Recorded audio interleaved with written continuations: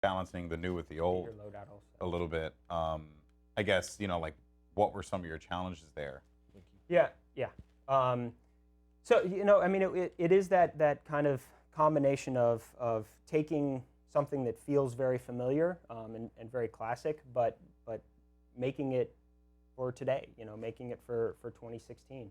And I think when you watch the gameplay, certainly when you play the game, you feel like you're playing a Doom game because it's that constant that constant chess match that happens with the enemy. It's the challenge of it, and when you get into these fights, there's like a micro loop of decisions that you're always making about, like, okay, I see a Baron over there, I've got two imps in front of me, I've got a Hell Knight over here. Like, how do I want to take this on? And you become like I've said it before, but you almost become like your own fight choreographer in a way, and you're always in the middle of this massive street fight, which is How I live my life. don't we all? Yeah. No. It's actually really that aspect of the gameplay. It's simple. Doom was relatively simple game, and that's what made it really cool. Yeah. And the more you explore the world, the faster you can level yourself up, because there are more mod bots in the corners. There's the elite guards. That's where you get the research, the suit points from, and that can power up your character faster. So it's definitely worth digging the world. Also, like, there's a lot of lore. You get the data files that you pick up.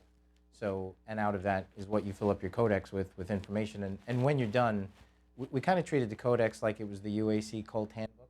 So it's pretty cool. If you read it, the first entry of anything that you pick up, like on resource operations, the first map we played, it's a pretty straightforward, like, public-facing message about the resource operations facility. And then the second one is what we consider kind of like you've now gained access. You're like tier 2 advocate of the UAC program, and that's when it gets very culty and weird. And as you go through the game, it'll get even more so. And then again, it's very self-aware. It's not taking itself too seriously. It's meant to be amusing and fun. Since we're on story, I don't know that, like, necessarily. We built up a lot of lore so that way we would have, like, everything has a story behind it, and we're laying down the foundation for what we feel like is something that's good for the franchise. But again, it's totally out of your way, though. Like, if it's there if you want it, you don't have to sit there and listen to any of the audio files or the echoes. The echoes. I mean, I'm hamming it up a little bit so people can see it, but, like, you could just rip through it really fast if you want to. Was that like a key point of feedback that you took from the community and also just from yourself? Because I know you actually have been involved for quite a while. I've worked at it a long time, a little over 16 years. So kind of id games are it's almost all I've made is id games. So, and been a part of. So yeah, I mean, we took a lot from that. We did a lot of stuff like Hugo mentions. I mean, we really want to lay a foundation that we think is cool and going to be fun to build on in the future. Yeah.